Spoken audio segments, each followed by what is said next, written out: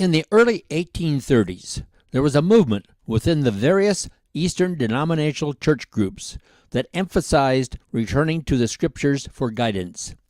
After much debate and searching of the Scriptures, groups of Christians came together and formed an independent church structure. Their basic belief was, and still is, the unity of all Christians.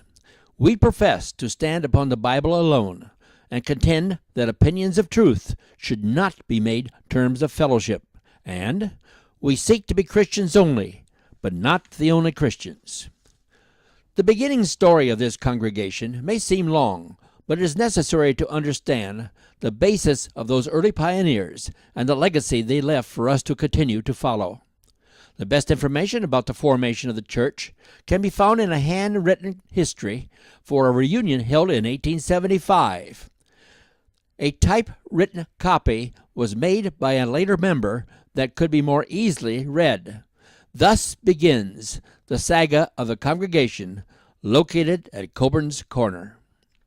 Over 180 years ago, several ambitious, law-abiding families in the Trumbull County, Ohio, took this new pattern of back to the Bible worship on their belief pattern. They were eager to help other pioneers to grow in Christian fellowship and Bible study.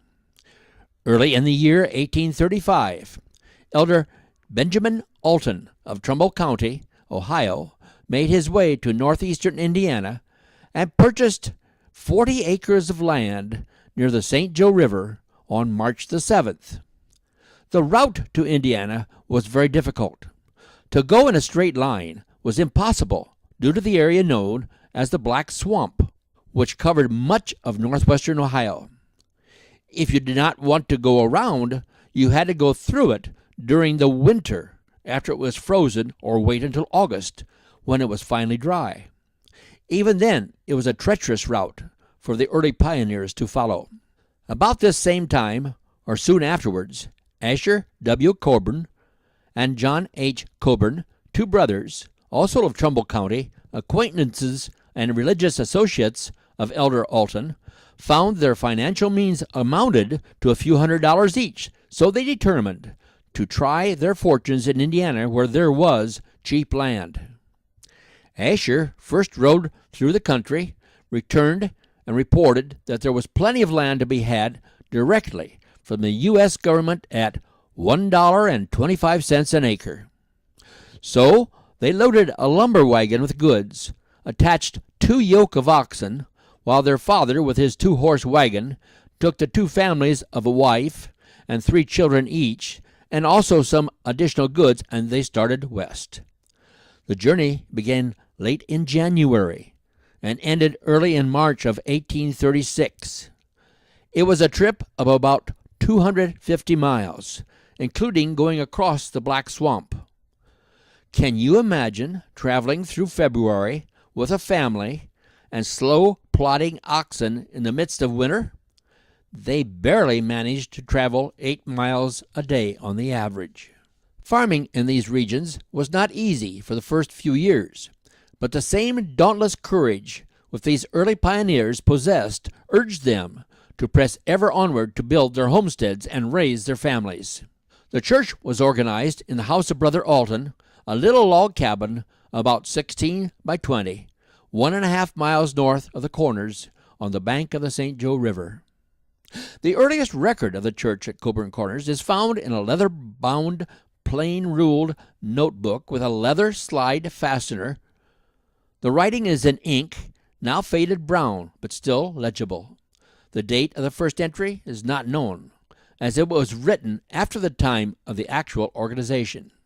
The first entry reads, "A record of the origin and proceedings of the Church of the Disciples of Concord Township, formerly called DeKalb.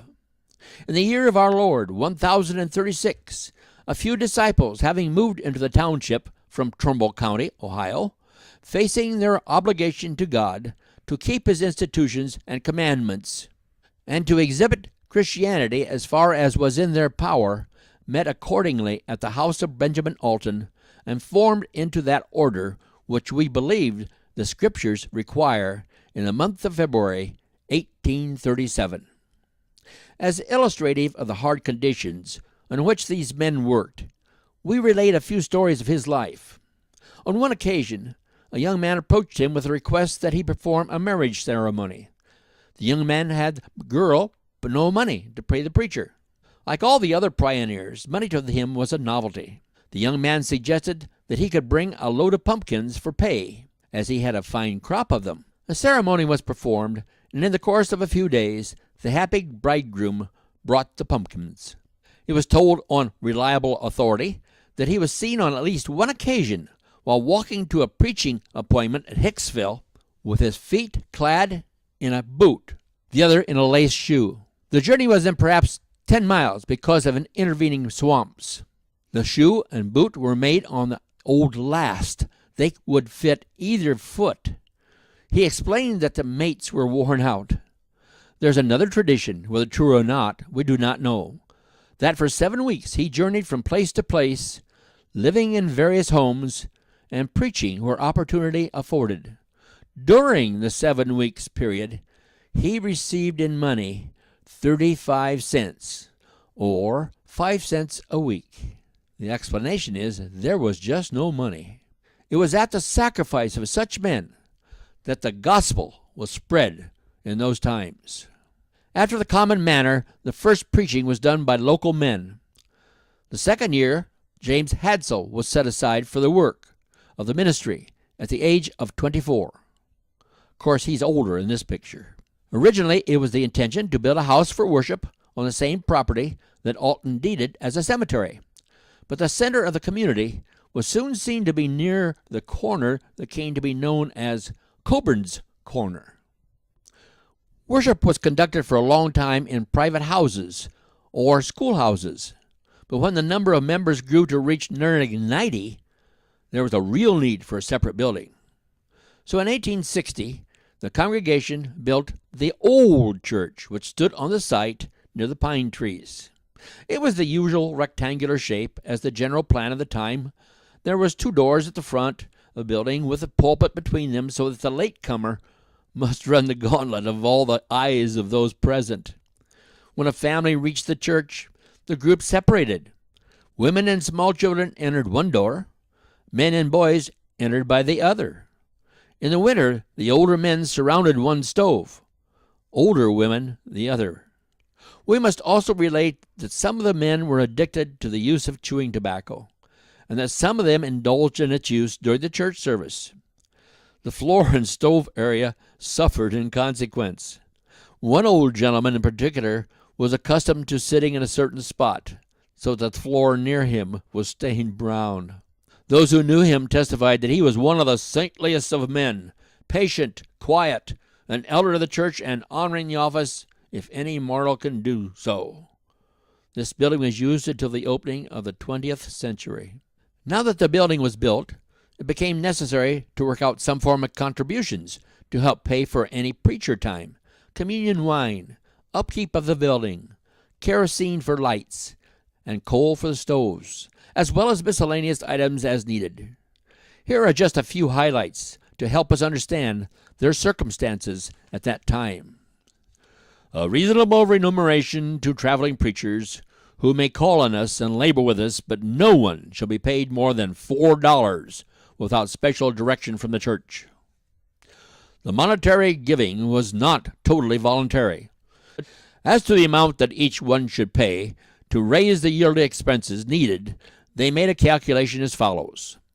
Let the wealthiest member pay $1.50 a year for each member of his family that belongs to the church, and the poorer ones less, and so down to a fraction of a dollar for the poorest that have families to support, and that each healthy single man pay 70 cents a year, and each single female pay 37.5 cents a year, and we shall have a sum of over $30 a year.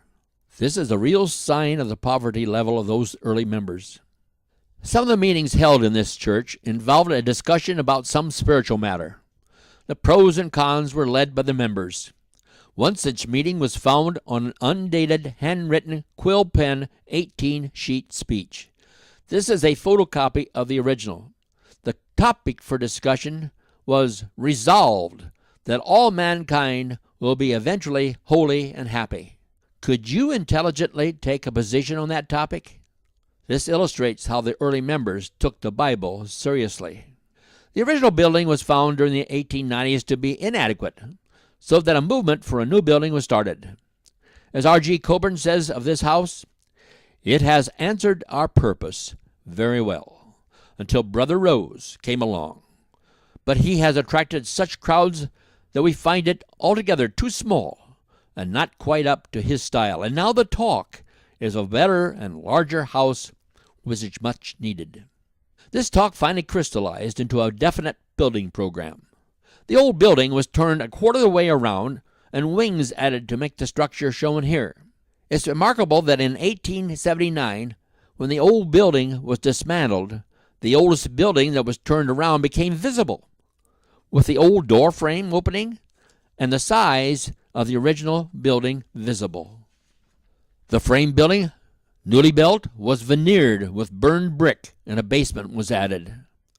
The building was dedicated in 1908, when an electric light company built a high power line past the corner. The church subscribed at once for lights. Note the top of the bell tower and the shape of the cupola. A few of us still remember the sign which stood in front of the church, declaring the date of origin and the fact that it was the oldest organized church in DeKalb County.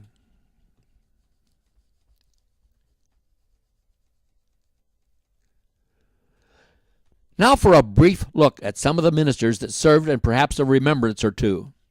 4 ministers later, and then in 1928, J.N. Scholes. He retired from the ministry and relocated here, where he served as an able teacher until he collapsed during a church service and then passed away that evening at home. I remember him as being very kindly and friendly to us kids. Walter H. Coburn grew up in the church and had been ordained earlier by the church and returned in 1935, and he left in 1938. Following Walter Coburn in the ministry was Richard Key from 1939 to 1940. He baptized me, my mother, and Harold Curie in the St. Joe River in July 1940. He was a very powerful minister. At this time, we were also sharing the minister with St. Joe Church of Christ. Through 1942 and 1943, Irby Messimer and family served at the church. William Clegg served for 3 years. To help supplement his wages, he taught at Spencerville High School. He took many of us to the Silver Moon skating rink as high schoolers. He was a great guy as far as we were concerned, and hated to see him move on. And then as Johnny Lee Sennett, from 1946 to 1949. It was in 1948 the congregation was getting large enough and was interested in having their own full-time minister and not sharing with St. Joe, as they were also increasing their membership. But we didn't have a parsonage. Historically, it should be noted that the site for the parsonage was first to be an outside assembly ground with a platform and an encircling drive. The whole grounds were outlined with shrubbery and many trees planted. Unfortunately, many of the trees died in a drought, and the plans never were completed when it became apparent that we needed a parsonage. So the parsonage was built in 1948. The next minister was a Timothy of the church, Darris Hamilton. He had been a local farmer, and several years earlier, John Cook, a member of the church, was successful in inviting him to church, and he became very active. He received his ministerial schooling and was ordained by our elders. His wife Miriam and daughter Darlene are shown, along with their young son Mike. They went on from the church to hold many evangelistic meetings, and he later became the manager of the Lake James Christian Assembly for a time before going into another full-time pastoral call. In 1950, by order of the fire marshal, an outside basement entrance was added to the church building and a garage built by the parsonage. Also at this time, we were still using the outside facilities as restrooms. In 1952, Wilmer Ballou ably served the congregation. Wilmer was very soft-spoken, but highly intelligent and very compassionate with the members. Like many ministers to come, He challenged us with some attendance figures and paid the price by losing his mustache. In 1953, an orchestra and choir was formed and performed admirably at the services. In 1954, the congregation realized the need for more classrooms, more auditorium space, a baptistry, and restrooms, so plans were made, a builder secured, and the project got underway. The building committee is shown here on September 12, 1954, as groundbreaking ceremonies began. In order that the congregation could turn dirt, they got a hold of a rope and pulled the tractor with a plow on the back.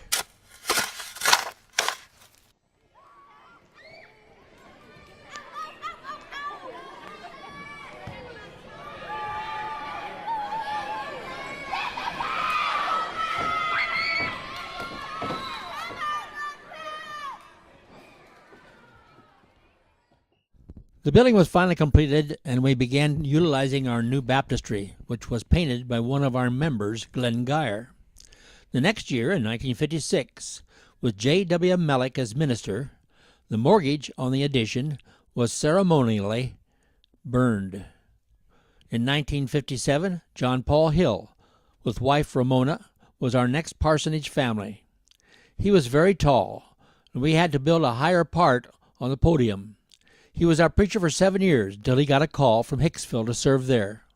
While he was here, an attendance record was attained, and Bible School Superintendent Levon Hart had a pie added to his features by the minister. Marvin Beery was called in 1965 to be our minister. The only picture I could find was when he was dressed up for an Easter play put on by the youth. In that play, many of the young men had beards applied to their face. They kept them on and went into town to sport them. Some of them eventually raised beards in real life. Starting in 1969, Larry Smith was here. Next we have Larry Carter and his wife Judy. A special double-day activity set new attendance records of 279. This permitted Sunday School Superintendent Mark Strong to cut off the preacher's mustache. John Paul Hill returned as our minister in 1977. In 1977, the congregation, after much discussion and planning, launched a new building program. A part of the program called for a financial commitment by the members. The congregation approved the building, and groundbreaking ceremonies began. Everyone tugged and pulled to have the plow turn over the dirt. The whole group had a lot of difficulty because the ground was so dry and hard, but finally it was accomplished, and construction began. During the fall, the main construction was completed, ready for the final touches in the winter and spring. Only memories of the activities in the old building are left. What did the old church look like inside? This is the floor plan prior to the addition. Here's also a look at several shots taken inside, and also of the past members.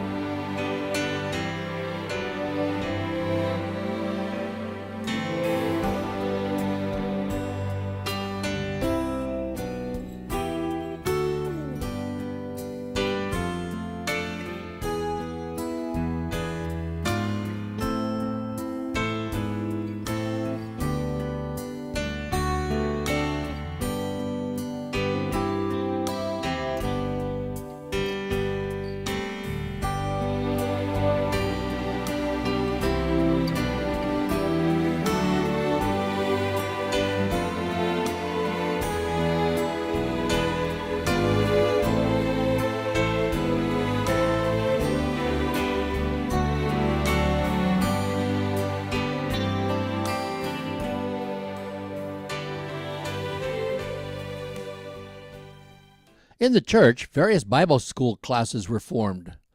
These classes also came together as social groups within the church. It's interesting to note that the classes formed as generational units. Each group of young marrieds wanted to also socialize just together, have fun, and just in general provide a Christian atmosphere for families. One of the earliest classes to do so called themselves the Home Builders. As the home builders organized, they kept a journal of their meetings and activities. Here are some of their recorded activities. May 1928, the first meeting of the home builders class of the Church of Christ at Coburn Town. I must have attended this meeting since I was born in May 1928. I was probably preparing to enter this world about that time. December the 11th, 1928, moved, seconded, and carried. We used the motto, "Our Sunday school must go and grow and glow, and I will help make it so." Those classes were the driving force of the congregation prior to having ministries. They wrote letters to servicemen, organized potlucks and ice cream socials, packed boxes for college students, cleaned the church, played games, helped build the parsonage, and many other activities. They studied the Bible with a fervor for learning and application in living. The next major class of younger married called themselves the Christian Companions. They too were most active. Their parties were talked about by their elders for many years.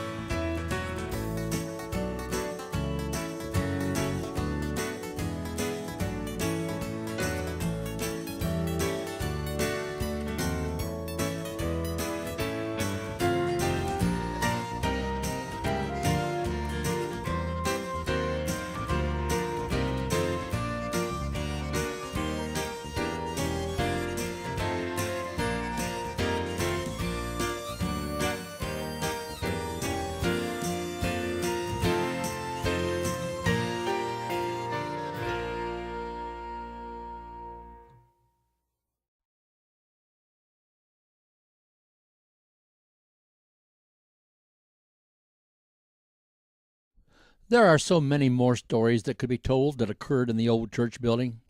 One could ask, why so many ministers stayed only about 3 years? Being a country church, we did not attract the members that had much money. It was difficult to pay the salary that a young or growing family needed. Most open positions for ministers was placed in a weekly small magazine called The Standard, and this gave them an opportunity to see where they might serve a larger church, or a church could find candidates for their group. When we parishioners obviously noticed attenders that were strangers, we could almost guess that our minister was being observed for a different congregation. What a bummer that was. But the Lord always helped us find another dedicated preacher that would serve the Lord in this place and guide us along. Most ministers that left were obviously guided by the Spirit to leave because their future services led many more to the kingdom. Only memories now remain of the old structures, but the memories of the former church building remain strong in the hearts of many, touched by its presence in the years gone by. So now is the time to focus on activities in the 1979 church. Finally, in June 1979, we held dedication services in the new building. Many speakers were available for this joyous occasion. Special songs were sung, and John Paul could breathe a sigh of relief. The strain of working out this tremendous project was great. It is with great sadness that we remember that he passed away in August 1980, just after evening services. These are the rest of the ministers to serve in this congregation. Doug Holly became our minister in 1981. Todd Steer, 1995. David Turpin, 2004. Brian Wilcox, 2007. Bob Knowlton, 2011. Tom Kupka, November 2011.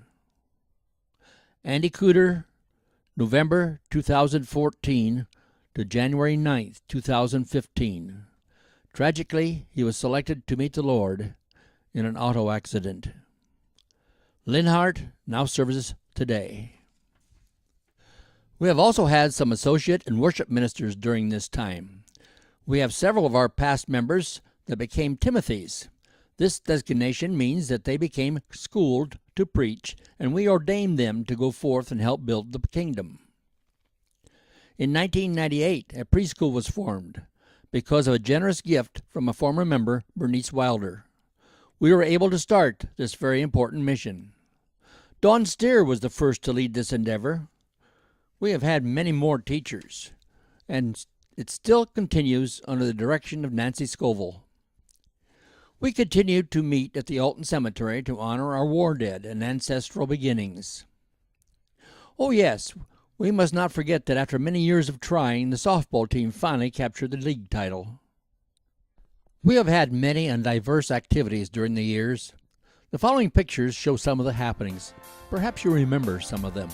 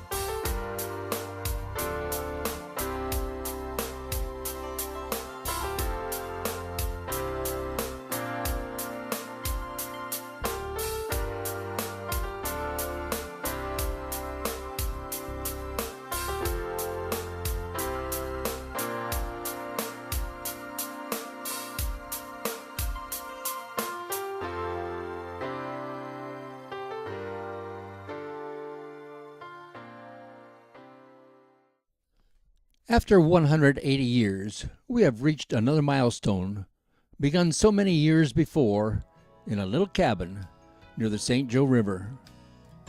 The church is alive to its responsibilities today. It is vigorous and awake. We have paused now to look back at the past, but our face is now really turned toward the future. In 2017, we are pioneering in a new age. With faith in God, the congregation believes it can meet any different challenge. That little group in Alton's cabin could not foresee where we are today. We do not see the future, but we move forward in faith.